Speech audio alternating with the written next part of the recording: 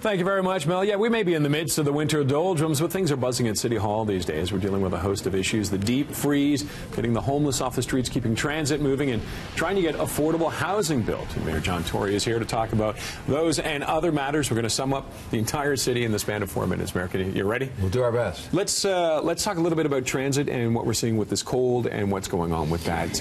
Any plans to try and alleviate when we have these days like this? Well, they're trying hard. I mean, they had people out literally in this cold last night trying to keep these switches going, but we built our subways, for better or for worse, with some outdoor portions, and that's where we're having some of the troubles. The Scarborough RT is obsolete. I mean, we're trying to replace it very hard with the subway. I've tried to put that through. We've had 11 votes at City Council, and people don't want to give up who are opposed to it, but we're putting a subway there, so it is underground.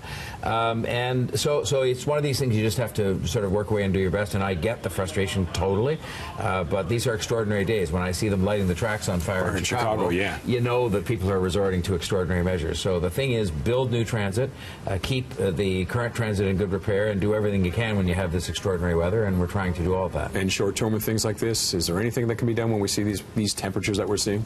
Well, I mean, yes, you just have to sort of, I mean, I'm looking at the lighting the tracks on fire and saying, well, should we be looking at that, though, to keep these signals going, because they're just frozen. And so in that sense, I think they're always looking for new things they can do, even things that harken back to days of old, pouring kerosene on the tracks and stuff. And but they just have to be more and more diligent, and our people do a great job, but it's obviously, you know, we can do better. Okay, let's talk about your housing program.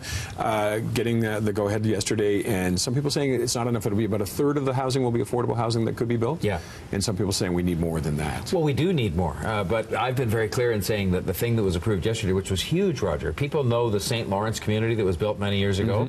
This is bigger than that in terms of the number of affordable housing units, but it's only a first step. It's something that's being done in the first 8 weeks of this council's term, and I've said we're going to have more and more and more projects like this to build thousands of these affordable housing units. But the significant part of this, 11 pieces of city land that we're moving forward to build mixed income communities, including more than 3,000, in fact almost 4,000 affordable housing units, including some deeply affordable ones, rents of $400 or $500 a month for people who are very low income.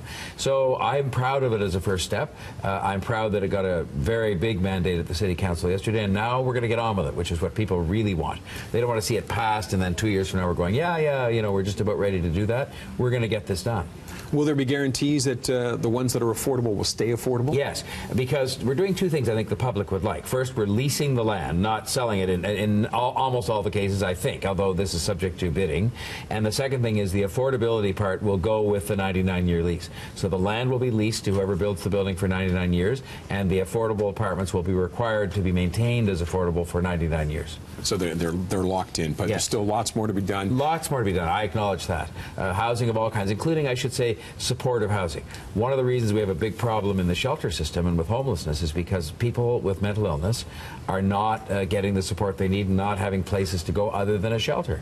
A shelter is no place for somebody with mental illness. They're not getting the professional support they need. And so I have spent time in Ottawa this week talking to everybody from the Prime Minister on down about the need for supportive housing and for us to have a real crusade. I've said 1,800 units per year for the next 10 years, which would, I think, make a dent in the problem. It wouldn't solve it entirely. Are those expenses something that should be shared, not even just when you're looking at Queen's Park and Ottawa, maybe regional as well?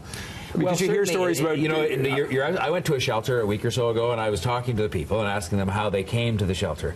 And first of all, they would tell me almost inevitably they had some mental illness or addiction problem. But the second thing they'd say is, I'm from Hamilton, I'm from you know, London, they're being told to come here. North. Yeah. Well, they're not being told as much as they know we have an extra level of service here because we're a big city, and so they just know that they can get support here, whereas in some of the places they come from, there wouldn't be a shelter or one big enough to accommodate them.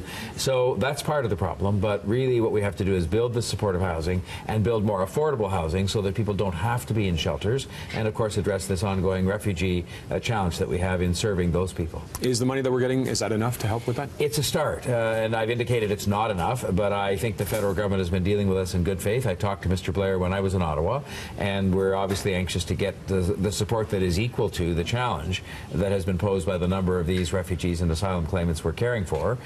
So we're still discussing that, and they're acting in very good faith in terms of trying to help us with that challenge. Okay, Mayor, thank you very much for joining us today. It was a pleasure.